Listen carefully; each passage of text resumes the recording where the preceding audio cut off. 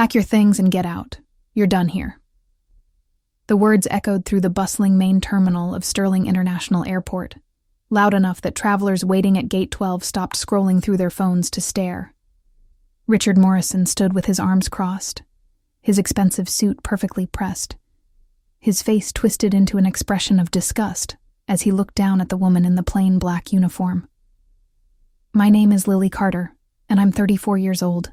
I never imagined that 12 years of loyalty, sacrifice, and silent strategy would end with me standing in the middle of an airport terminal, holding a mop, while a man half my intelligence told me I wasn't professional enough to clean floors." "Did you hear me?" Richard continued, his voice dripping with contempt. "I said you're fired, effective immediately." I stood completely still, my hands resting calmly on the mop handle, my face neutral. Around us, passengers whispered and pointed. Someone raised a phone to record. A teenage girl nearby whispered to her mother, "Why is he yelling at her like that?" "Mr. Morrison," I said quietly, my voice steady. "May I ask what the reason is?" His laugh was sharp and cruel. "The reason? Look at yourself." He gestured at me with one manicured hand. "Your hair, your attitude, the way you present yourself. This is Sterling International Airport, not some corner store in the hood. We have standards here, professional standards, and frankly, you don't meet them." Something flickered across my face then, something Richard was too arrogant to recognize. It wasn't fear or shame. It was the calm that comes from knowing a secret too powerful to reveal before the right moment. "I see," I said softly. "Do you?" Richard stepped closer, lowering his voice but not enough that the nearby crowd couldn't hear. "Let me be clear. People like you, you're fine for grunt work, mopping floors, emptying trash. But when corporate executives visit, when important clients come through, I need staff who look the part. You understand what I'm saying?" I understood perfectly. I'd heard versions of this speech before, whispered in boardrooms, coded in performance reviews, hidden behind words like culture fit and professional appearance. But hearing it said so openly, so confidently, with such casual cruelty, that was new.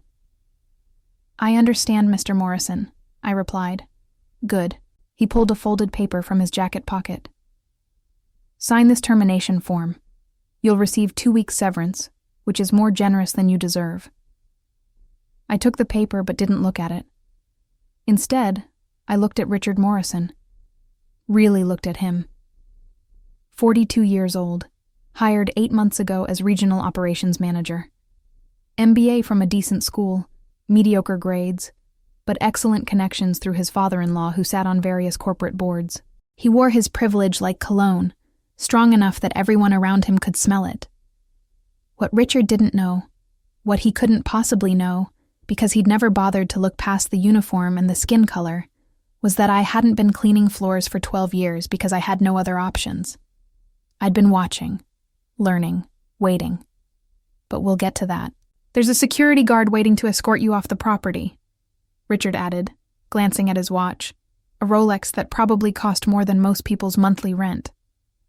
"I have a meeting in 10 minutes, so let's make this quick." "Of course," I said, and something in my tone made him pause. For just a second, his confident smirk faltered. His eyes narrowed slightly as if trying to figure out why I wasn't crying, why I wasn't begging, why I wasn't giving him the satisfaction of seeing me broken. "Is there a problem?" he asked. "No problem at all, Mr. Morrison." I set the mop carefully against the wall, removed my janitorial badge, and placed it on the nearby service counter with deliberate precision. "I'll just collect my personal items from my locker." 5 minutes, he snapped. "That's all you get." As I walked away through the crowded terminal, I could feel hundreds of eyes on me. Some pitying, some uncomfortable, some angry on my behalf. I heard a man mutter, "That's messed up."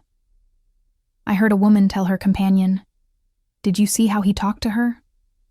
But I kept my head up, my pace steady, my expression calm. Because what none of them knew, what Richard Morrison definitely didn't know, was that this wasn't my ending. This was just the beginning of his. Let me tell you how I got here. Let me tell you about the 12 years that led to this moment, and why Richard Morrison just made the biggest mistake of his professional life. 12 years ago, I was a 22-year-old business school graduate with a degree in corporate management and a minor in finance. I'd worked 3 jobs to pay for college, graduated with honors, and had big dreams about climbing the corporate ladder, about proving that a black girl from the South Side could make it in the business world. Sterling International Airport had just been acquired by Meridian Aviation Group, a mid-sized company with aggressive expansion plans. They were hiring for their management training program, and I'd applied with enthusiasm and hope. I made it to the final interview. The man who interviewed me was named James Sterling. Yes, that's Sterling, the founder's grandson, the man whose family name was literally on the airport. He was 60 years old, sharp as a knife, and had a reputation for seeing potential in unexpected places. "Ms. Carter," he'd said, reviewing my resume. "Impressive credentials, top of your class, excellent recommendations. But tell me something off the record. What do you really want from this industry?" I'd been honest. I want to understand how it works. Not just management theory from textbooks, but the real mechanics, how decisions get made, where money flows, who holds real power versus who just looks powerful. James had smiled. "That's a sophisticated answer for someone so young." "My grandmother cleaned offices in corporate buildings for 40 years, I'd told him. "She used to say that if you want to know who really runs a company, don't look at the people in corner offices. Look at who has access to every room, who sees every document, who hears every conversation. The invisible people." Something had shifted in James's expression then. "Your grandmother sounds like a wise woman." She was. We'd talked for another hour. Not a typical interview, but a real conversation about business, about power structures, about the difference between authority and influence. At the end, James had made me an unusual offer. "Ms. Carter, I'm not going to put you in the management training program." My heart had sunk. "Instead," he'd continued, "I'm going to offer you something more valuable. A chance to learn this business from the ground up. Literally. I want you to start in operations. Janitorial services. Yes, cleaning floors." He'd held up a hand before I could protest. "But not as career path. As education. Work there for a few years. Watch everything. Learn how this airport really functions. Then, when you're ready, when you've seen how all the pieces fit together, we'll talk about your real position here." I'd stared at him. "You want me to be a janitor? With a business degree?" "I want you to be my eyes and ears," James had corrected. "I want you to see what I can't see anymore because everyone performs for me now. I want you to understand this operation from the inside out. And Lily, I want you to learn patience. Because the people who succeed in business aren't always the ones who climb fastest. Sometimes they're the ones who wait for exactly the right moment." He'd leaned forward. "I'm 75 years old. I won't be running this company forever. I need someone I can trust, someone who understands not just how to manage a business, but how to see through people's masks. Are you interested?" I'd taken the job. For 12 years, I'd mopped floors, emptied trash, cleaned bathrooms, and remained invisible while the business world swirled around me. But I'd also watched. I'd learned. I'd seen which executives were competent and which were frauds. I'd overheard conversations in empty hallways. I'd observed patterns in how decisions were really made versus how they were officially presented. And 6 months ago, James Sterling had died. But before he died, he'd done something that no one except his lawyer knew about. He'd transferred 51% ownership of Sterling International Airport to me. Not to his children, who'd spent decades fighting over his money. Not to his board of directors, who'd grown comfortable and complacent. To me, the janitor who'd spent 12 years learning every secret this building held. The paperwork was ironclad, handled through trusts and legal structures so complex that it would take months for anyone to untangle them. James's attorney had specific instructions. Keep the ownership transfer quiet until I decided it was time to reveal it. Wait for the right moment, James had told me in one of our last conversations, when cancer had reduced him to a shadow in a hospital bed. Wait until someone shows you exactly who they are, then show them who you really are. Richard Morrison had just given me that moment. I reached the employee locker room and found my supervisor, Margaret Chen, waiting there. She was 58, had worked at the airport for 30 years, and her face was tight with anger. "Lily, I heard what happened," she said quietly. "That was wrong. That was so wrong. I'm going to file a complaint with HR, with corporate, with whoever will listen." "Margaret," I put my hand on her arm. "It's okay." "It's not okay. He can't just fire you like that in front of everyone saying those things." "I know." I opened my locker and pulled out my bag. "But Margaret, trust me. It's going to be okay." She looked at me strangely. "Why are you so calm?" I smiled, and it must have been an odd smile, because Margaret actually stepped back slightly. "Because some battles aren't won in the moment they're fought," I said. "Some battles are won in the preparation, in the patience, in the waiting for your opponent to reveal exactly how arrogant and careless they really are." Margaret frowned, confused, but I just hugged her. "Watch the news in the next few days," I told her.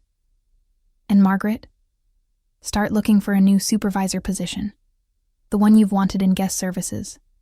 It's going to open up very soon."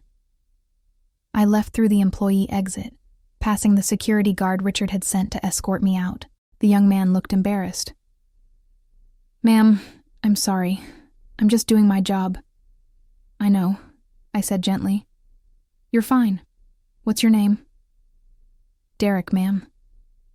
"Derek, you're a good person. Remember that when things get complicated around here." I walked out into the parking lot, into the cool evening air, and pulled out my phone. First call, James Sterling's attorney, Harold Chen. "Harold, it's Lily. It's time. File the paperwork. I want ownership transfer officially recorded by tomorrow morning." "Are you sure?" "Once it's public, I'm sure." Second call, the HR director at Meridian Aviation Group corporate office. "This is Lily Carter. I need to schedule an emergency board meeting for Monday morning. Yes, I understand it's short notice. Yes, I have the authority. Check your records. Ownership transfer from James Sterling's estate. I'll hold." A long pause on the other end. Then, "Ms. Carter, I had no idea. Yes, of course, I'll arrange the meeting immediately." Third call, my attorney, Diane Brooks, the best employment discrimination lawyer in the state. "Diane, remember that case we discussed? The one I said might happen? It happened. I need everything documented and ready. Yes, I have witnesses. About 100 of them, actually. Plus video. Multiple videos. It's already going viral on social media." Because of course it was. In 2024, nothing happened in public without being recorded. I sat in my car, a modest Honda Civic that I deliberately kept unremarkable, and I allowed myself one moment of anger. One moment of feeling the hurt of being spoken to like that, judged like that, dismissed like that. Then I let it go.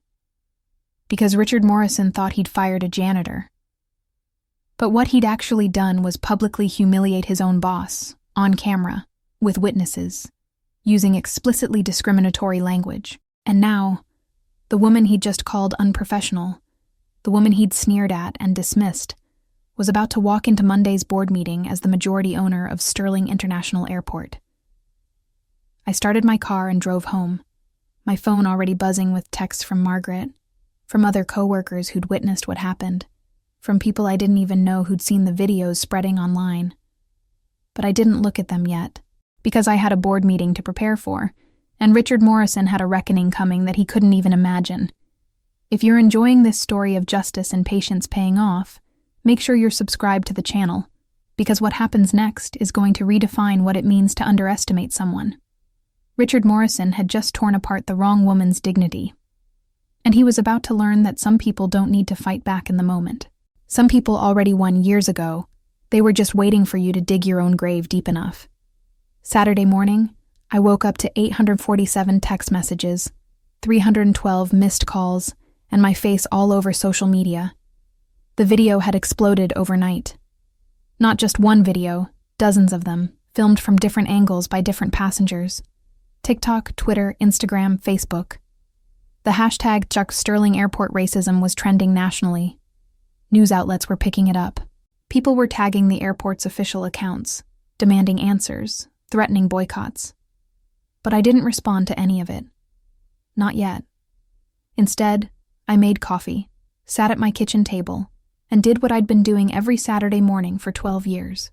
I reviewed operations reports, financial statements, and personnel files. Because even though I'd been wearing a janitorial uniform, James Sterling had made sure I had access to everything. Secret access, through encrypted systems and coded passwords, but access nonetheless. And what I'd learned over those 12 years was damning. Richard Morrison wasn't just arrogant and racist. He was also incompetent and corrupt. In the 8 months since his hiring, operational costs had increased by 34%, while customer satisfaction scores had dropped by 22%. He'd been funneling airport contracts to his brother-in-law's maintenance company, overcharging by roughly $180,000. He'd fired 3 senior staff members, all women of color, and replaced them with less qualified candidates who happened to be golf buddies from his country club. I'd been documenting everything, every shady contract, every discriminatory hiring decision, every policy violation. Not because I'd been planning to use it, but because James had taught me that information was power, and you never knew when you'd need leverage. Turns out, I needed it now. My phone rang. Harold Chen, James Sterling's attorney. "Lily, we have a situation." "I'm listening." "Richard Morrison called an emergency meeting this morning with department heads. He's telling them you made threats before you left, that you became violent, that security had to physically remove you. He's building a narrative to justify the termination and preempt any legal action." I set down my coffee cup carefully. He's lying to cover himself. Yes, and it gets worse. He's also sent an email to all airport staff warning them not to speak to media about the incident and threatening disciplinary action for anyone who does.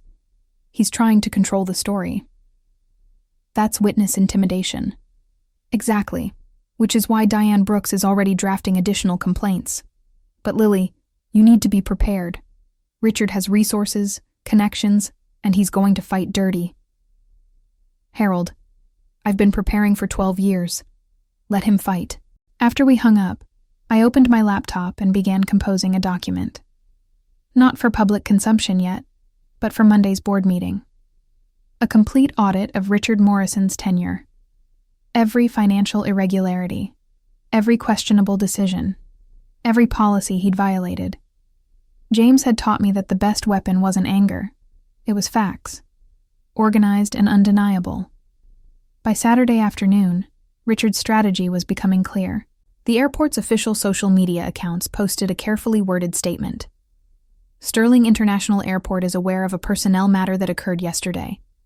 We take all workplace concerns seriously and are conducting a thorough internal investigation. We cannot comment on specific personnel issues due to privacy considerations.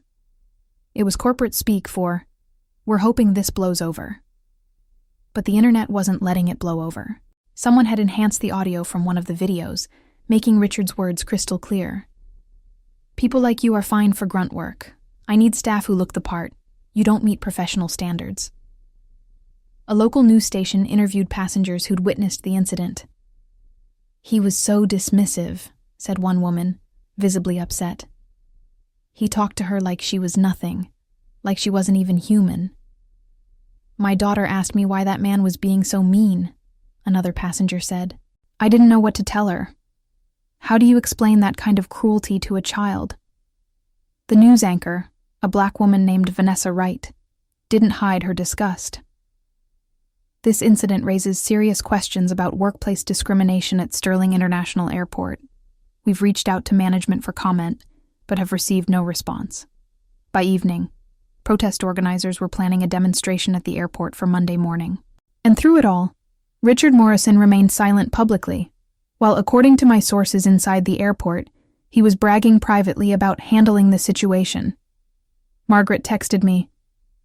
He told the staff meeting that you were a disgruntled employee with performance issues and that he'd been documenting problems for weeks. Lily, he's making things up. We all know that's not true. I replied, "Don't worry, the truth has a way of coming out. See you Monday." She sent back a confused emoji, but I didn't elaborate. Sunday morning, I attended church like I did every week. Same small Baptist church I'd been going to since I moved to this city 12 years ago. Same congregation that had watched me walk in every Sunday in my janitorial uniform, never knowing, never asking. Pastor Williams's sermon that morning was about patience, about Joseph in Egypt, spending years in slavery and prison before his moment of vindication came, about how sometimes God's timing isn't our timing, but it's always perfect timing. I sat in the third row and felt every word like it was meant specifically for me. After service, Sister Dorothy found me. She was 82 years old, had been a civil rights activist in the 1960s, and she didn't miss much. "I saw you on the news, baby girl," she said, taking my hands in hers. "That man who talked to you like that, he doesn't know what's coming for him, does he?" I smiled. "No, ma'am, he really doesn't." Her eyes twinkled. "Good. Because I've been watching you for 12 years, Lily Carter. Every Sunday you come in here with grace and dignity, no matter what kind of week you've had. And I've been praying that when your moment came, you'd be ready for it. Are you ready?" "Yes, ma'am, I'm ready." She squeezed my hands. "Then go show them who you really are." Sunday afternoon, I met with Diane Brooks in her office. She'd spent the weekend building what she called the most airtight discrimination case I've seen in 20 years. "We have video evidence from multiple angles," Diane said, spreading documents across her conference table. "We have witness statements from passengers and airport employees. We have his exact words, which are explicitly discriminatory. We have his employment record showing a pattern of targeting women of color. And we have his attempt to intimidate witnesses after the fact." "What's our timeline?" I asked. "We could file tomorrow, but Lily..." She paused. "Harold told me about the ownership transfer, about Monday's board meeting. Are you sure you want to do it this way? We could settle this quietly, get you a substantial payout, and you could move on." "Diane, I don't want a payout. I want accountability. Even if it means going public as the owner, your privacy will be gone, media scrutiny will be intense, and Richard Morrison seems like the type who'll get vindictive." I thought about James Sterling in that hospital bed, his final advice. When someone shows you who they really are, show them who you really are. "I've been invisible for 12 years, I said. "Maybe it's time people see me." Diane nodded slowly. "Then let's make sure they see everything. I'll have the full discrimination complaint ready to file immediately after your board meeting. That way, even if they try to settle privately, it's already public record." We spent another hour reviewing strategy. By the time I left her office, the sun was setting, and I felt the weight of what was about to happen settling over me. 12 years of patience. 12 years of watching and learning and preparing. And tomorrow, it would all come together. Sunday evening, my phone rang with an unknown number. Against my better judgment, I answered. "Is this Lily Carter?" A man's voice, uncertain. "Who's asking?" "My name is Marcus Johnson. I'm a journalist with the National Business Chronicle. I've been researching Sterling International Airport's management structure, and I found something interesting in recent corporate filings, something about an ownership transfer from James Sterling's estate. Would you be willing to comment?" My heart rate picked up slightly. Someone had found the paperwork already. "I don't have any comment at this time," I said carefully. "Ms. Carter, Records show that you received 51% ownership of the airport. That makes you the majority shareholder. The same woman who was fired on Friday. That's a hell of a story. If you have questions about corporate structure, I suggest you attend tomorrow's board meeting at 9 a.m. All your questions will be answered then. I hung up before he could respond. Then I texted Harold. Media is already digging. We need to move fast tomorrow. His response was immediate. Everything is ready. Board members have been notified of mandatory attendance. Building security has been briefed. Lily, this is going to be explosive. Good, I typed back. It should be. That night, I couldn't sleep. I kept thinking about Richard Morrison, about his smug face when he'd fired me, about his casual cruelty, about how certain he'd been that he was untouchable. I thought about all the other Richard Morrisons in the world, the ones who climbed corporate ladders on privilege and connections rather than competence, the ones who treated service workers like they were invisible or inferior, the ones who used words like professional standards as weapons against anyone who didn't look like them. And I thought about what James Sterling had told me years ago. The best revenge isn't getting even. It's becoming so successful that the person who wronged you becomes irrelevant. But sometimes, I thought, sometimes you need to make sure they understand exactly why they failed. Not for revenge, but for accountability. Not to hurt them, but to stop them from hurting others. At 2 a.m., unable to sleep, I opened my laptop and composed one final document. An email to be sent to all airport employees Monday afternoon, after the board meeting. An explanation of what had happened, why it had happened, and what was going to change. Because this wasn't just about me and Richard Morrison anymore. This was about every person who'd ever been dismissed because of their appearance, their background, their skin color. Every person who'd been told they weren't professional enough, when what people really meant was they weren't white enough, weren't male enough, weren't privileged enough. I finished the email at 3:15 a.m. and then finally managed to fall asleep. Monday morning arrived cold and clear. I dressed carefully. Not in my janitorial uniform, obviously, but also not in anything flashy. A simple navy blue suit, professional but understated. Pearl earrings my grandmother had left me. My natural hair styled elegantly. I looked in the mirror and barely recognized myself. Or rather, I recognized the woman I'd always been underneath the uniform. At 7:30 a.m., my phone exploded with texts. Margaret. Lily, there are news trucks outside the airport. Something big is happening. Do you know what's going on? Derek, the security guard. Miss Carter, there's some kind of emergency board meeting this morning. Mr. Morrison is walking around looking stressed. What's happening? An unknown number. This is Marcus Johnson again. My editor wants to run the ownership story. Can we at least confirm basic facts? I didn't respond to any of them. Instead, at 8:45 a.m., I drove to Sterling International Airport. Not to the employee entrance like I had for 12 years, but to the executive parking garage. I had a key card. James had given it to me years ago, for when the time comes. I parked in the spot labeled Reserved Owner.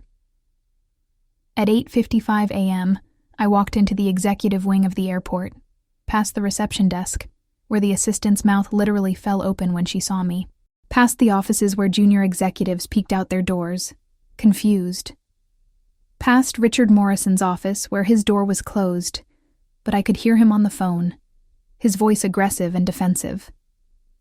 At 9 a.m. exactly, I opened the door to the main conference room.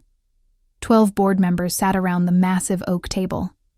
Financial advisors, legal counsel, senior management. And at the head of the table, looking irritated at being summoned on short notice, sat Richard Morrison. When I walked in, the room went silent. Richard's face went from confusion to recognition to fury in about 3 seconds.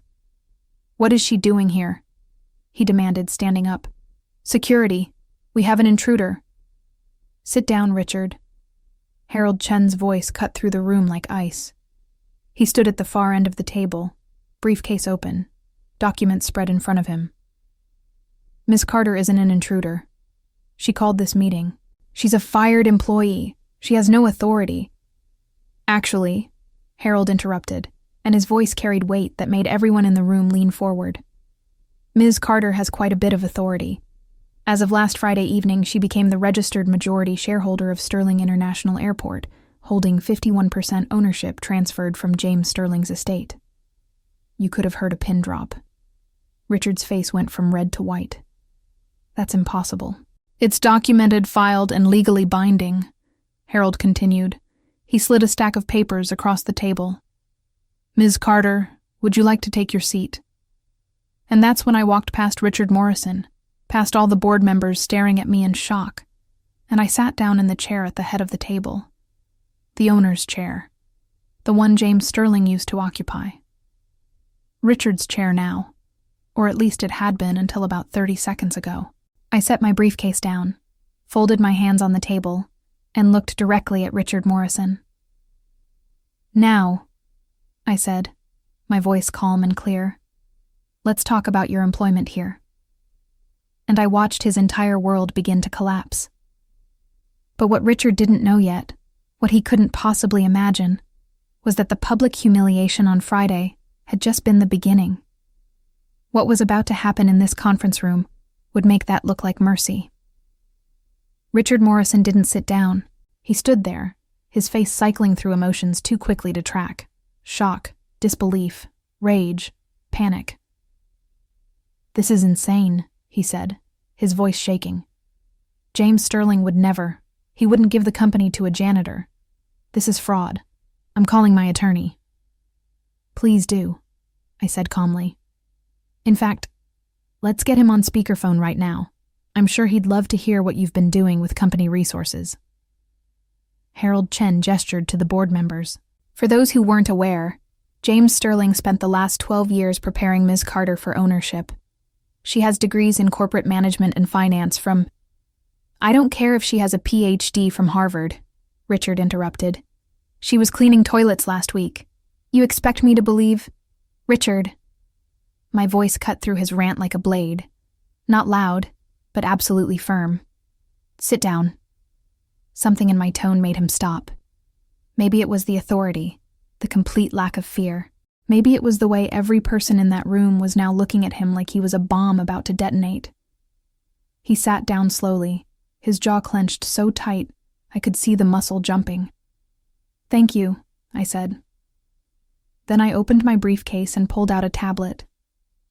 Now, let's review your performance over the past 8 months. I think everyone here will find it educational. I connected the tablet to the conference room's display screen. Numbers and charts filled the wall. When you were hired as Regional Operations Manager in January, I began. This airport was running at 91% efficiency, with a customer satisfaction rating of 4.3 out of 5. As of last week, we're at 78% efficiency and a 3.5 satisfaction rating. That's a collapse by any measure. Richard leaned forward. The industry is down across the board. Supply chain issues, staffing shortages. Our competitors' numbers are up, I interrupted, advancing to the next slide. Newark Airport improved by 3%. JFK held steady. We're the only major facility in the region that's declined. So, unless you're suggesting that supply chain problems specifically target only us, we need another explanation. Board member Sarah Chen, the CFO, was staring at the numbers with growing alarm. I wasn't aware the decline was this severe. That's because Mr. Morrison's monthly reports have been creatively edited, I said. I pulled up 2 documents side by side.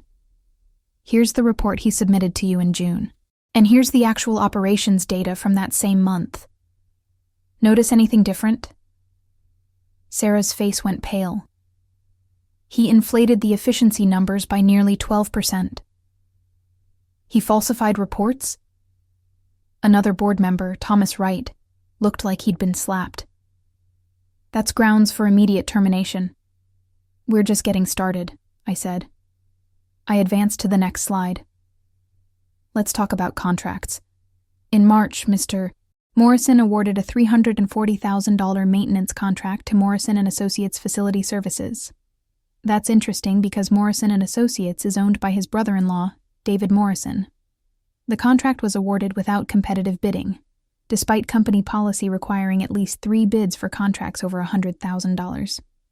Richard's face was red again. That was approved through proper channels? It was approved by you, I said. You signed your own authorization. That's not proper channels. That's self-dealing. Harold Chen spoke up. We've also discovered that Morrison and Associates has been billing for services not rendered. Security camera footage shows that contracted maintenance visits that were billed for never actually occurred. That's theft, Sarah said quietly. That's approximately $180,000 in fraudulent billing, I confirmed. Which brings us to personnel decisions. This was the part I'd been waiting for. Mr. Morrison, in your 8 months here, you've terminated 7 employees. All 7 were women. 6 of the 7 were women of color. Would you like to explain that pattern? Those were performance-based decisions, Richard said, but his voice had lost its confidence. I have documentation. You have documentation you created after the fact, I corrected. For example, you fired Sandra Martinez in April claiming performance issues, but Sandra's actual performance reviews from the previous 3 years were all exceeds expectations. She'd received 2 commendations. The only thing that changed was that you became her supervisor. I pulled up another document. Sandra was replaced by Connor Mitchell, who has less experience, fewer qualifications, and who happens to be your wife's cousin. Would you like to explain how that was a performance-based decision? The room was completely silent now. Every board member was staring at Richard like he was something they'd found on the bottom of their shoe. You're twisting everything, Richard said, and there was desperation creeping into his voice now. You've clearly had a grudge against me from the beginning. A grudge? I leaned forward. Mr. Morrison, I never spoke to you before Friday. You didn't know I existed because you never looked at service staff. We were invisible to you. This is a setup, he said, looking around at the board. Can't you see what this is? She's been spying, gathering information illegally. Information available in company records that she had legitimate access to, Harold interrupted. James Sterling granted her comprehensive system access years ago. Everything she's presented today came from official company databases. Richard turned to face me directly. His mask was completely off now. The polished executive was gone, replaced by something ugly and desperate. You think you're smart, he said. You think you've won. But do you have any idea who I am? Who my family is? My father-in-law sits on 4 major corporate boards. My brother is a senior partner at Morrison & Klein Law. I have connections that would make your head spin. You're nobody. You'll always be nobody. And there it was. The same contempt he'd shown on Friday. The same absolute certainty that his privilege would protect him. I smiled. Not a friendly smile. Actually, Richard, I'm the majority owner of a multi-million-dollar airport. That makes me somebody. You're the one who's about to be nobody. I turned to the board. Motion to terminate Richard Morrison's employment immediately, for cause, with no severance package. All in favor? Every hand in the room went up. Richard stared at them in disbelief. You can't. I have a contract. Your contract has a termination for cause clause, Sarah said. Fraud, falsifying documents, and discriminatory hiring practices all qualify. You're done. Security is waiting outside, I said. They'll escort you to collect your personal items. You have 15 minutes. Richard stood up so fast his chair fell backward. This isn't over. I will sue this company into the ground. I will destroy you. No, I said calmly. You won't, because at 2 p.m. today, my attorney is filing a federal discrimination lawsuit documenting everything you said and did on Friday. Every word, every action, on video, with witnesses. Your career in this industry is finished. The only question now is whether criminal charges will follow for the contract fraud. The door opened. Derek, the security guard from Friday, stood there with another officer. Derek's face was carefully neutral, but I saw the slight smile at the corner of his mouth. "Mr. Morrison," Derek said, "we need you to come with us." Richard looked around the room like a trapped animal. No one met his eyes. No one was going to save him. As he walked toward the door, he stopped next to my chair, leaned down, whispered just loud enough for me to hear. "You're going to regret this. People like you don't win, not in the real world." I looked up at him. "People like me just did." He stormed out, Derek and the other guard following. Through the glass wall of the conference room, I could see staff members gathering in the hallway, watching, whispering. Word was spreading fast. When the door closed, I took a breath, looked around at the board members. "I know this is unprecedented," I said, "and I know many of you are wondering what happens next, so let me be clear about my intentions. I'm not here to dismantle what James Sterling built. I'm here to honor it, to make this airport a place where competence matters more than connections, where people are judged by their character and their work, not by their appearance or their background." Sarah spoke up. "Ms. Carter, Lily, can I ask you something?" "Of course." "Why didn't you reveal who you were sooner? Why let him fire you publicly like that?" I thought about how to answer that. About 12 years of watching, learning, waiting. "Because," I said finally, "if I'd revealed myself before Friday, Richard would have adjusted his behavior. He would have hidden who he really was. But arrogant people always reveal themselves eventually, if you give them enough rope. James taught me that. He taught me that the best way to expose corruption isn't to go looking for it. It's to create an environment where people feel safe enough to show you exactly who they are." "And Richard showed you on Friday," Thomas said. "Richard showed everyone on Friday. And now everyone knows exactly what kind of person he is. Not because I said it, but because they saw it with their own eyes." Harold stood up. "The press is gathering outside. They know something big is happening. How do you want to handle that?" I checked my watch. 10:47 a.m. The board meeting had taken less than 2 hours to dismantle Richard Morrison's career. "I'll make a statement at noon," I said. "Give me time to talk to the staff first. They deserve to hear from me directly before they hear it from news reports." At 11:15 a.m., I walked into the main terminal wearing my new identity like armor. News trucks were parked outside. Protesters had gathered with signs reading, "Justice for Lily" and "Fire Racist Morrison." Social media was exploding with speculation, but I went straight to the employee break room where Margaret had gathered the janitorial and operations staff. About 40 people crammed into a space meant for 20, all of them talking at once, all of them confused and worried. When I walked in, the room went silent. Margaret stared at me. "Lily? What's happening? They said Richard got fired. They said there's a new owner. They said—" She stopped, her eyes widening as she really looked at me.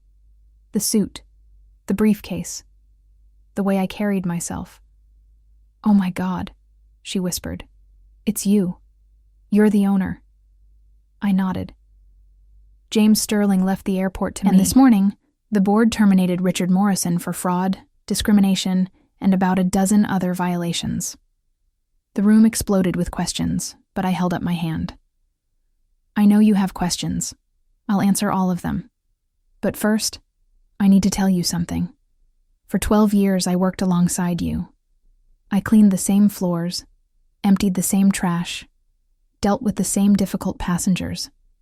And I saw how hard you work, how much you care about this place, how you keep this airport running while people like Richard Morrison take credit for your efforts." People were crying now. Margaret had her hand over her mouth. "That's going to change," I continued. "Starting today, every person in this room is getting a raise. Every person is getting better benefits. Every person is going to be treated with the respect they deserve. Because you're not just service workers. You're the foundation of this entire operation. Derek, the security guard, spoke up from the back. Ms. Carter, why didn't you tell us? Why did you let him treat you like that? Because I needed to see who Richard really was. And I needed everyone else to see it too. Now they have. Now there's video evidence. Now there are witnesses. Now when I implement changes to prevent discrimination, no one can say I'm overreacting. I looked around at their faces. James Sterling taught me that real power isn't about authority. It's about knowing when to use it. I could have stopped Richard months ago. But if I had, he would have been careful. He would have hidden his true nature. Instead, I let him show the world exactly who he was. That took incredible patience, Margaret said softly. My grandmother used to say that patience is a weapon that cuts deeper than any knife. At noon, I stood outside the main terminal entrance in front of cameras, reporters, and a crowd of several hundred people. Diane Brooks stood to my right, Harold Chen to my left. Margaret and Derek stood behind me with several other employees who'd witnessed Friday's incident. I read a prepared statement explaining the ownership transfer, Richard's termination, and the changes coming to airport operations. But then I went off script. On Friday, Richard Morrison told me I didn't look professional, that people like me weren't good enough to represent this airport. He said those things because he looked at my skin color and my uniform and decided he knew everything about me. I paused. The crowd was completely silent. He was wrong. Just like everyone who judges people by their appearance is wrong. Just like everyone who thinks that privilege is the same thing as competence is wrong. Just like everyone who uses power to humiliate people they consider beneath them is wrong. My voice got stronger. This airport will be a place where your work matters more than your connections, where your character matters more than your appearance, where dignity is a right, not a privilege. The crowd erupted in applause. And somewhere, I imagined Richard Morrison watching this on television, finally understanding that he hadn't just fired a janitor. He'd attacked someone who'd spent 12 years learning every weakness in his armor. But Richard wasn't the type to accept defeat quietly. As I stood there basking in the crowd's support, I didn't yet know that he was already making phone calls, pulling favors, preparing his counterattack. The battle was far from over. And what was about to happen next would test everything James Sterling had taught me about patience, strategy, and justice. Richard Morrison's counterattack came within hours. By 3 p.m. Monday, his attorney had released a statement to the press. Mr. Morrison categorically denies all allegations of discrimination and fraud. He was performing his duties as regional operations manager when he terminated an employee for legitimate performance issues. The timing of these accusations, immediately following his termination, suggests a coordinated effort to destroy his reputation. Mr. Morrison will vigorously defend himself against these baseless claims. By 4 p.m., his father-in-law, Charles Whitmore, who sat on the boards of 3 Fortune 500 companies, had made calls to business associates, trying to pressure the airport's vendors and partners. By 5 p.m., Richard himself appeared on a local news program, looking appropriately contrite and wounded. I'm devastated by these accusations, he told the sympathetic anchor. I dedicated 8 months of my life to improving that airport. Did I make a difficult personnel decision? Yes. Was it based on performance issues? Absolutely.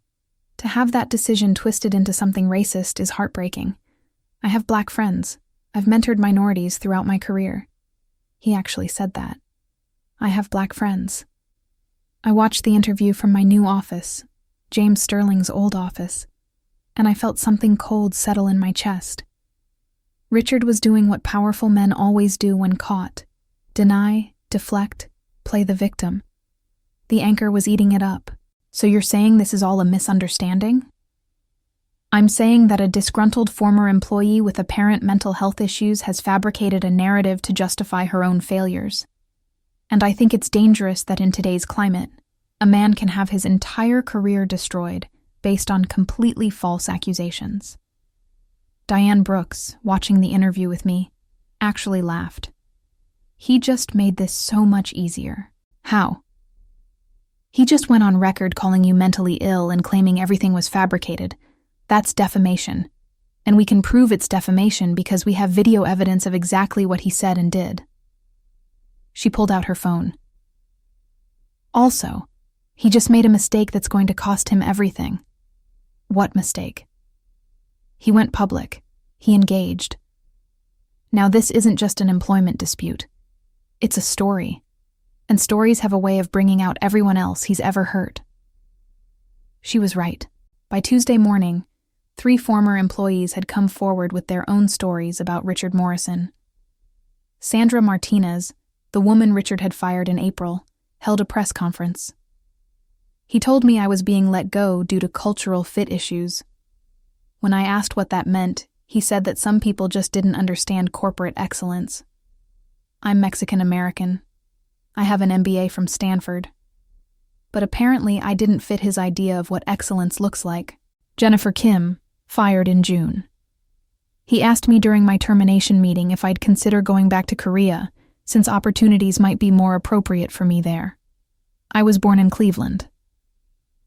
Marcus Thompson, a contractor whose services were terminated in May. He told my boss that he didn't want those people working in executive areas where clients might see them. When my boss asked him to clarify, he said, and I quote, "You know exactly what I mean." The pattern was undeniable, and with each new voice, Richard's credibility crumbled. But the real devastation came Wednesday morning. Harold Chen called me at 7 a.m. "Turn on Channel 7 News. Now." I switched on the television to see Vanessa Wright, the anchor who'd covered the original incident, looking directly at the camera with barely contained fury. We've obtained audio recordings that paint a very different picture of Richard Morrison than the one he presented in his interview Monday. These recordings were made by airport employees who felt uncomfortable with Morrison's behavior and began documenting conversations for their own protection. The first audio clip played. Richard's voice, clear and unmistakable, talking to someone in his office. "I don't care if she has good performance reviews. She looks like she should be cleaning houses, not working in my terminal. Get rid of her." Another voice. "Sir, we could face a discrimination complaint." Then document some performance issues. It's not hard. She was late once? Write her up. She forgot to fill out some form? Write her up. Build a paper trail, then terminate. Simple. The second clip was worse. Richard laughing with someone at what sounded like a restaurant. The problem with diversity initiatives is they lower the bar. Suddenly you've got people working here who have no business being in professional environments. I mean, have you seen some of these people? They look like they just got off the street. The other voice. "How do you deal with that?" Carefully. Can't say what you really think anymore. But there are ways. Performance reviews. Subjective criteria. Culture fit.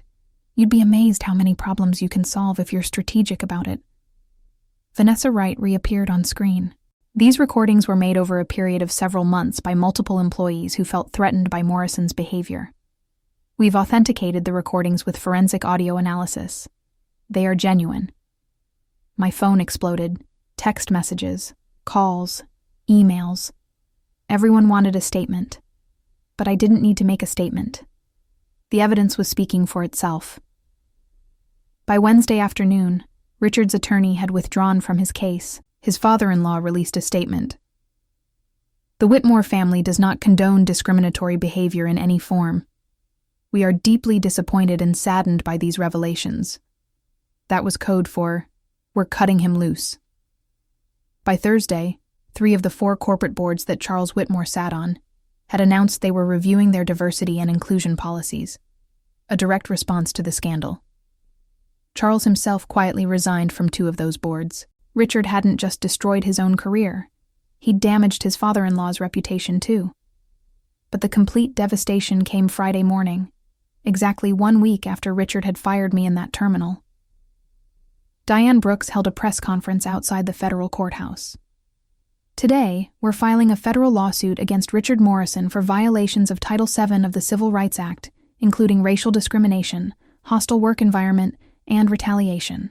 were also filing charges of defamation for his televised statements, claiming Ms. Carter fabricated these events despite overwhelming video and audio evidence. She paused. Additionally, the U.S. Attorney's Office has announced they're opening a criminal investigation into Mr. Morrison's contract fraud, which involved falsifying documents and stealing over $180,000 in taxpayer money from a federally funded airport facility. Reporters shouted questions. Is Morrison facing jail time? That's up to prosecutors.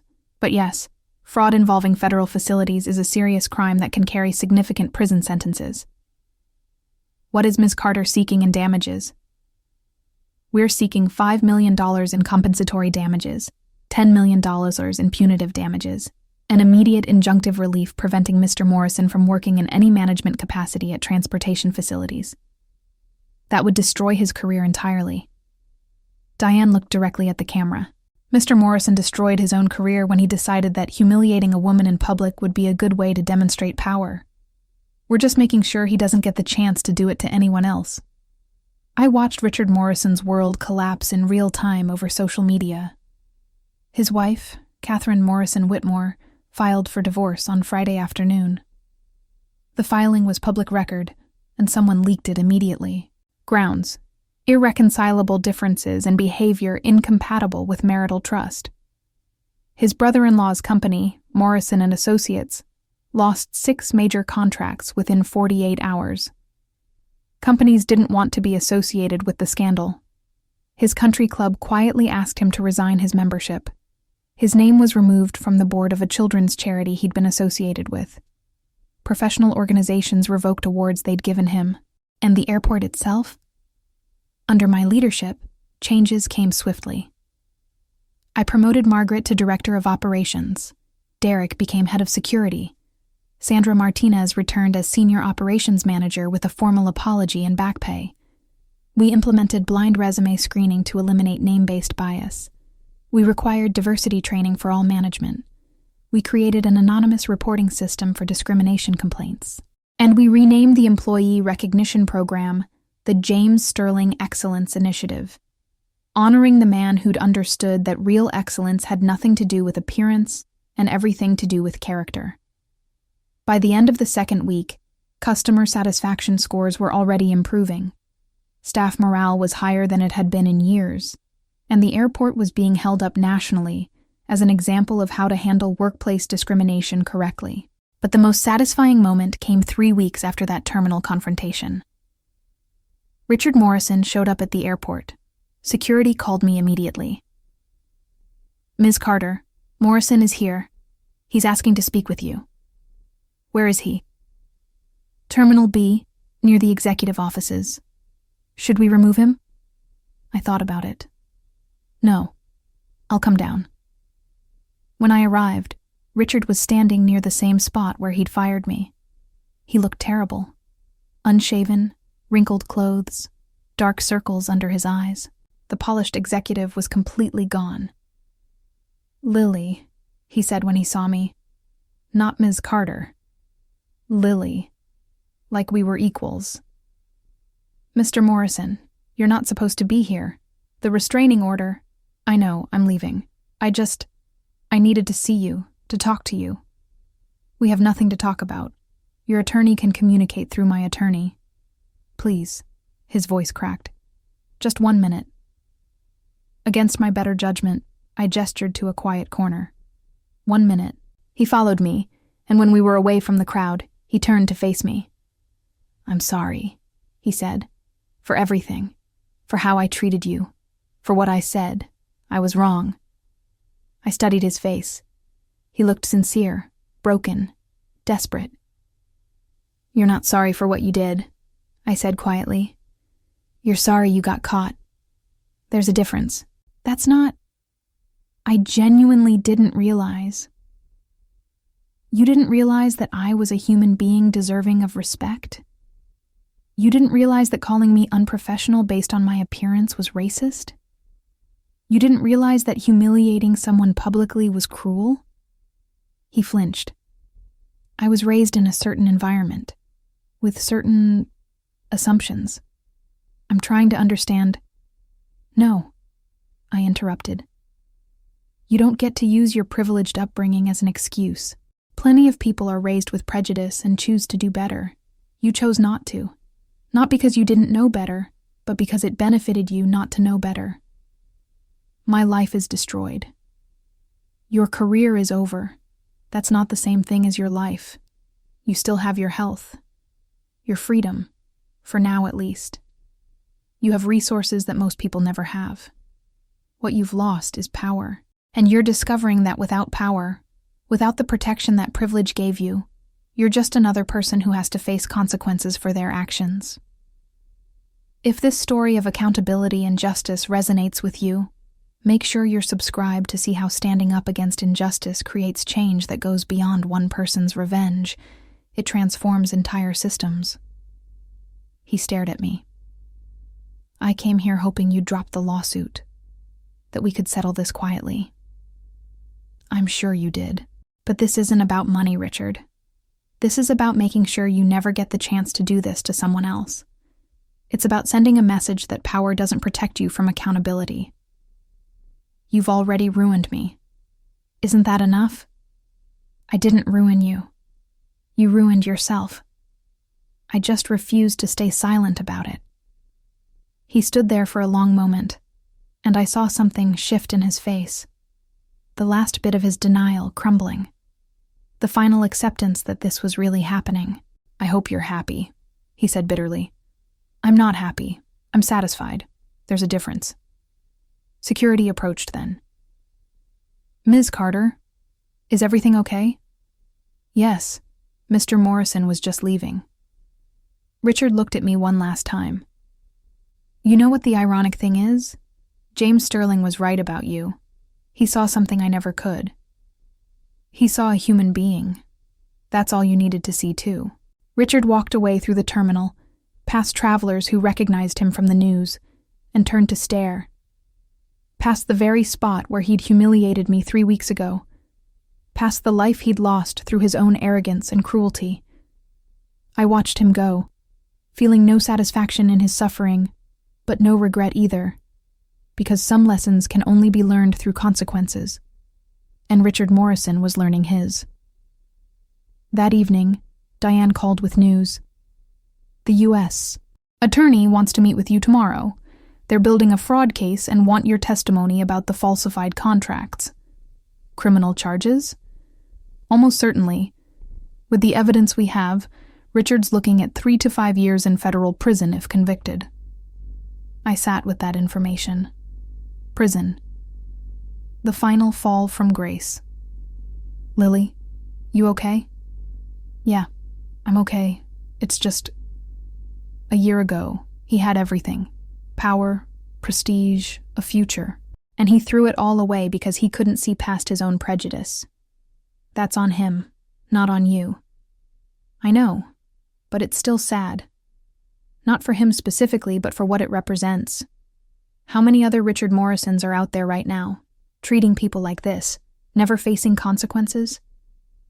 Fewer now, Diane said, because they saw what happened to this one. She was right. The case had become national news. Every business publication had run stories about it. Harvard Business School was using it as a case study in their ethics class.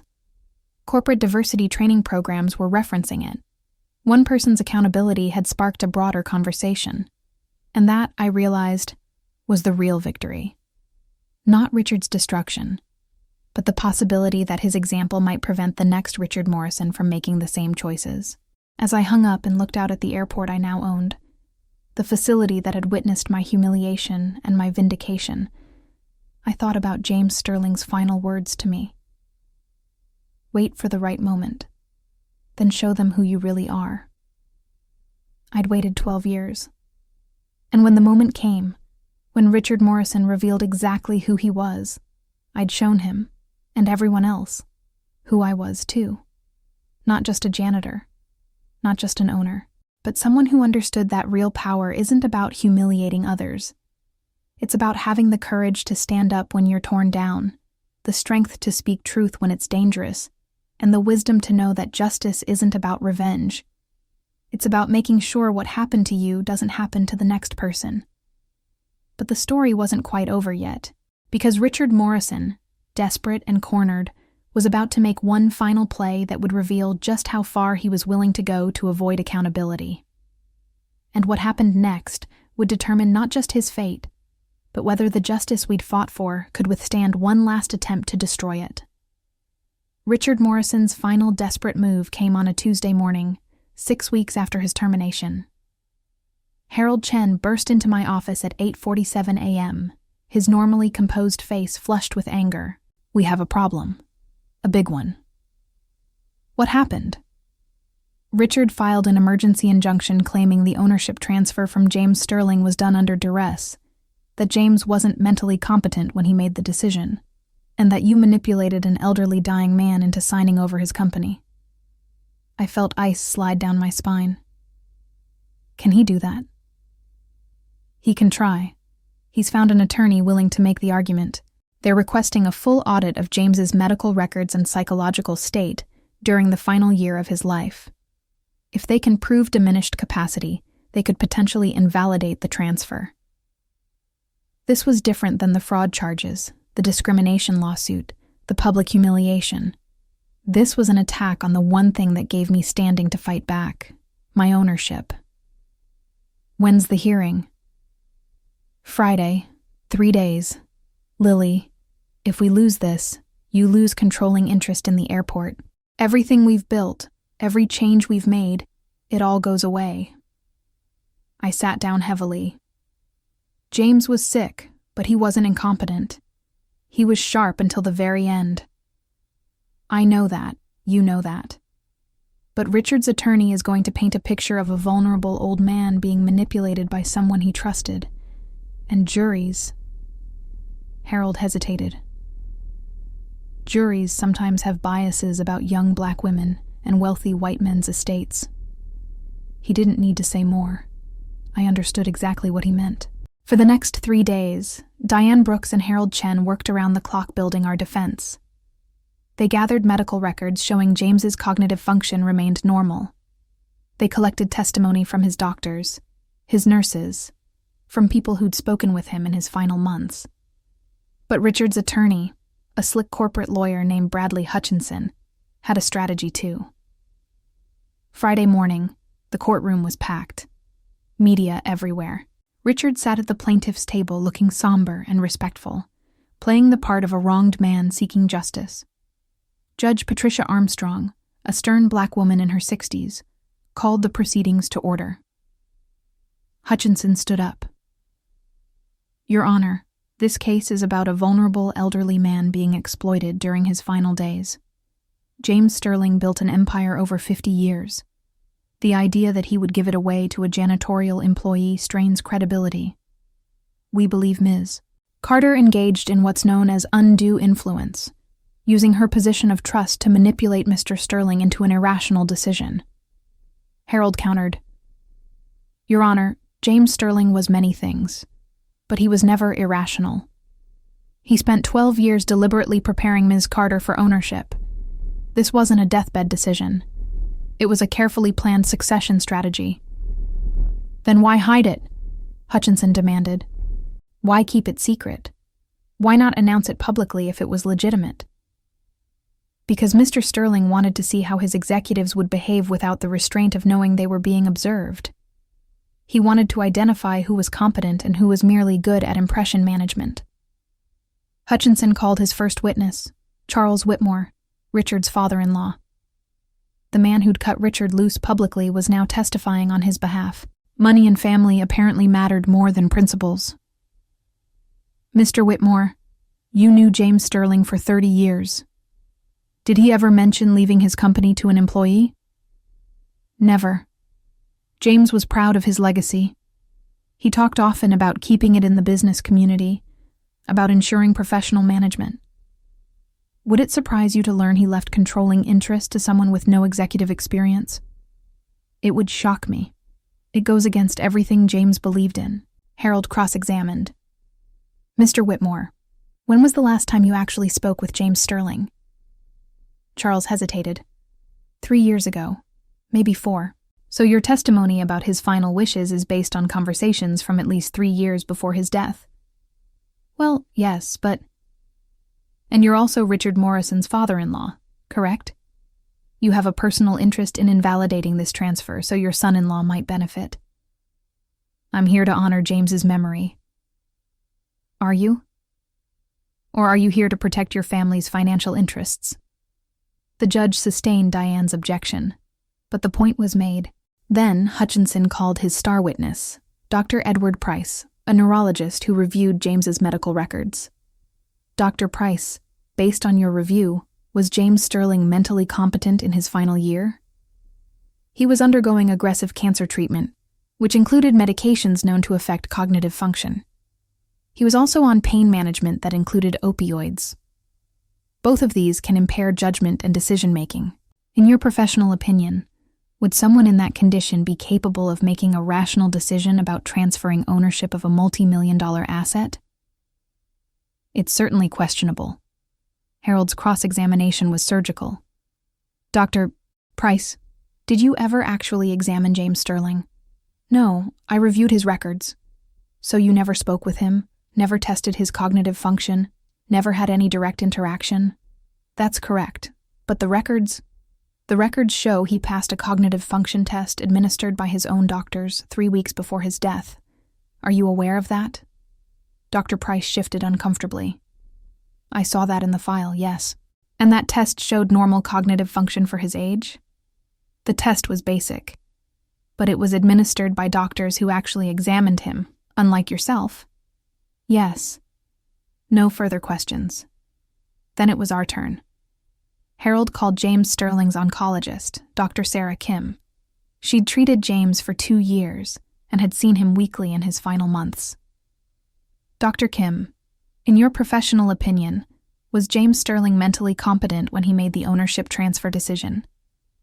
Absolutely. James was sharp, focused, and completely lucid. Yes, he was in pain. Yes, he was on medication. But his cognitive function remained intact.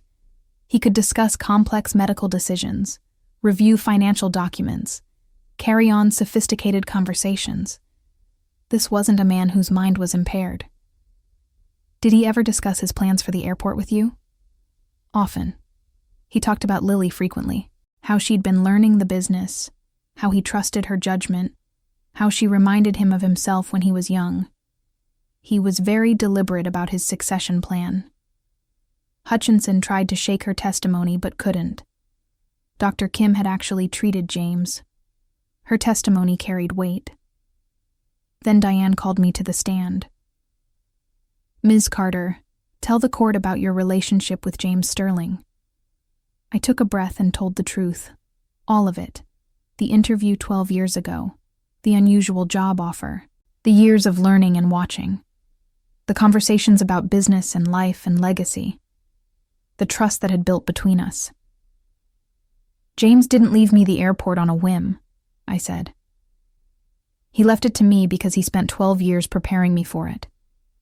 Because he believed that leadership isn't about pedigree or privilege. It's about character and competence. And because he wanted to see if I'd learned the most important lesson he could teach.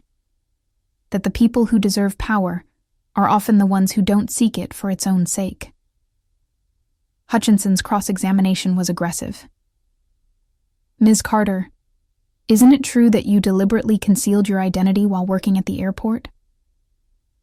I worked in a position James assigned me to. You let people believe you were just a janitor. I was a janitor. That was my job. But you were also secretly being groomed for ownership? I was learning the business from the ground up, yes. And you never told anyone? James asked me to keep it private. I honored his wishes. How convenient. The one person who could contradict your story is dead. The judge's gavel came down hard. Mr. Hutchinson, that's enough. The witness will answer questions, not accusations. But Hutchinson pressed on. Ms. Carter, what did you do to convince James Sterling to give you his company? I didn't convince him of anything. I worked hard. I learned. I proved myself worthy of his trust. Or you manipulated a dying old man who was vulnerable and alone. I looked directly at Richard Morrison then. He was watching me with that same smug certainty he'd had in the terminal. James Sterling was never vulnerable, I said quietly. And he was never fooled by people who thought they were smarter than him. He saw through everyone, including your client. After 3 hours of testimony, closing arguments, and deliberation, Judge Armstrong returned. I've reviewed all the evidence, heard all the testimony, and examined the medical records. Here's what's clear to me. James Sterling was a brilliant businessman who made a deliberate, carefully planned decision about his legacy. The fact that his decision was unconventional doesn't make it incompetent. The fact that it surprises people doesn't make it invalid. She looked at Richard Morrison. Mr. Morrison, your claim of undue influence is based entirely on your assumption that no rational person would choose Ms. Carter over someone like yourself. That says more about your prejudices than it does about Mr. Sterling's judgment. She turned to me. Ms. Carter, the ownership transfer is valid and will remain in effect. This court finds no evidence of undue influence, diminished capacity, or fraud. The gavel came down with finality. Richard's face went ashen. Hutchinson gathered his papers quickly, already planning his exit strategy. And I felt something release in my chest that I hadn't realized I'd been holding. It was really over. 6 months later, Sterling International Airport was unrecognizable. Customer satisfaction ratings had climbed to 4.7 out of 5, the highest in the airport's history. Operational efficiency was at 94%. Employee retention was up 40%. We'd been featured in Business Week as a case study in transformational leadership. But more importantly, the culture had changed. We'd hired 3 new executives, all promoted from within, all chosen based on competence rather than connections. 2 of them were women of color who'd been overlooked for years. We'd implemented a scholarship program for employees' children, funded by redirecting the money that had been fraudulently paid to Richard's brother-in-law's company. We'd partnered with local communities to create job training programs for people who'd faced barriers to employment. And every month, I held an open forum where any employee could bring concerns directly to me. No hierarchy, no filters, just honest conversation. Margaret was thriving as director of operations. Derek had transformed the security department into a model of professionalism and community engagement. Sandra Martinez had become my right hand, her business acumen finally recognized and utilized. As for Richard Morrison, his story ended the way these stories often do when accountability finally arrives. He pleaded guilty to federal fraud charges in exchange for a reduced sentence of 18 months in minimum security prison. His law license was suspended. His reputation was permanently destroyed. His wife's divorce was finalized. His father-in-law stopped speaking to him. His country club membership was terminated. The life he'd built on privilege and connections collapsed entirely. But here's what I realized, sitting in my office one evening, looking out at the airport that was now truly mine. Richard's downfall wasn't my victory. My victory was what we'd built in the aftermath. The policies that would protect future employees from future Richard Morrisons. The culture that valued people based on their character. The knowledge that one person standing up could inspire others to stand up too.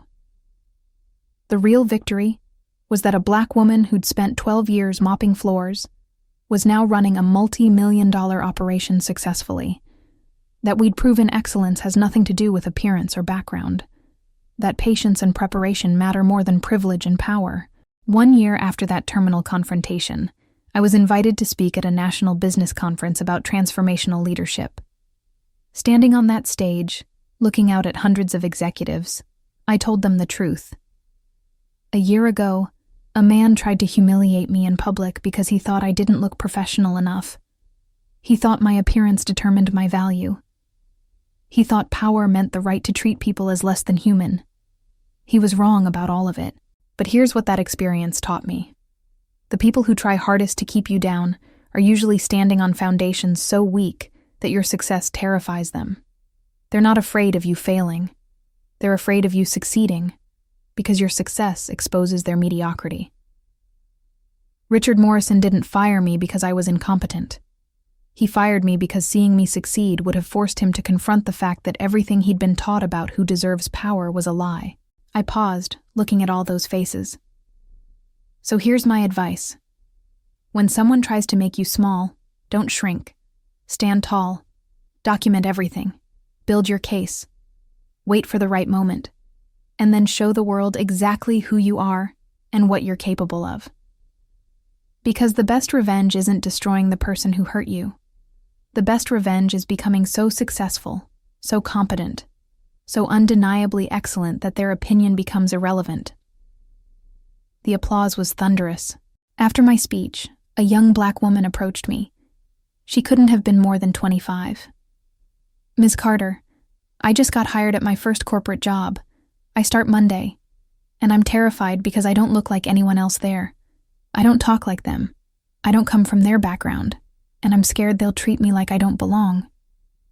I looked at her, this young woman standing where I'd stood 12 years ago, and I told her the truth. They probably will treat you that way. Some of them, at least, because some people judge books by covers. But here's what you need to remember. Their judgment of you doesn't define your value. Your work defines your value. Your character defines your value. Your refusal to accept their limitations defines your value. And one day, when you're running that company, you'll remember this feeling. And you'll make sure that the next young woman who walks through those doors doesn't have to face what you faced. That's how change happens. One person at a time. One decision at a time. One moment of courage at a time. She hugged me, tears in her eyes. Thank you. No, I said. Thank you. Because every time someone like us succeeds, we make it easier for the next person. We're not just building our own futures. We're building futures for people we'll never meet. That evening, back in my office, I found an envelope on my desk. Inside was a letter in handwriting I recognized immediately, even though I hadn't seen it in over a year. James Sterling's handwriting. Lily, it read. If you're reading this, then my attorney has followed my instructions to deliver it 1 year after the ownership transfer became public. By now you've faced challenges, probably from people like Richard Morrison, who think power is birthright rather than responsibility. I hope you stood strong. I hope you remembered everything I taught you. But most of all, I hope you understand why I chose you. Not because you were the most educated candidate, or the most experienced, or the most connected. I chose you because you understood something most business leaders never learn. That the measure of a person isn't how they treat people who can help them, but how they treat people who can't. You saw value in everyone. You treated everyone with dignity. And that, Lily, is the foundation of real leadership. Build something beautiful. Build something that lasts. Build something that makes people's lives better. And always remember, you earned this, not through manipulation or luck, but through 12 years of patience, dedication, and character. I'm proud of you. I always was. James. I sat there with tears running down my face, holding that letter like the precious gift it was. And I made a promise to James, to myself, to every person who'd been dismissed because of their appearance or background or circumstances. I would build something beautiful. Something that lasted. Something that proved once and for all that excellence has nothing to do with privilege and everything to do with character. Sterling International Airport would be my legacy. Not because it made money, but because it treated people with dignity. Because it gave opportunities to people who'd been overlooked. Because it proved that success built on integrity was stronger than success built on connections. Richard Morrison tried to destroy me because he saw a janitor, but I became an owner not despite being a janitor, but because those 12 years taught me what boardrooms never could. That every person matters, that dignity is non-negotiable, and that the people society overlooks often have the clearest vision of what true excellence looks like. He thought ripping my dignity apart in front of hundreds of people would prove his power. Instead, it proved his weakness, and it gave me the platform to prove that patience, preparation, and character will always defeat privilege, prejudice, and pride. 2 years after that terminal confrontation, Sterling International Airport was named the best-managed regional airport in the nation. And somewhere, in a minimum security facility, Richard Morrison learned the lesson that privilege should have taught him decades earlier. That how you treat people matters, that character counts, and that the person you dismissed today might be the person holding your future in their hands tomorrow. As for me, I wake up every morning grateful for the 12 years I spent invisible, because those years taught me to see what others missed, to value what others dismissed, to understand that real power isn't about controlling people, it's about empowering them. James Sterling once told me, "The best leaders are the ones who never forget what it was like to be powerless." I never forgot, and I never will. Because the woman who cleaned floors taught this airport how to fly. If this story inspired you, reminded you that patience and integrity matter, or showed you that your circumstances don't define your destiny, I'd love to hear where you're watching from in the comments. Have you ever been underestimated? Have you ever had to wait years for justice? Share your story below, and remember to subscribe because your moment is coming. And when it does, you'll want to remember that standing tall in the face of injustice isn't just revenge, it's revolution.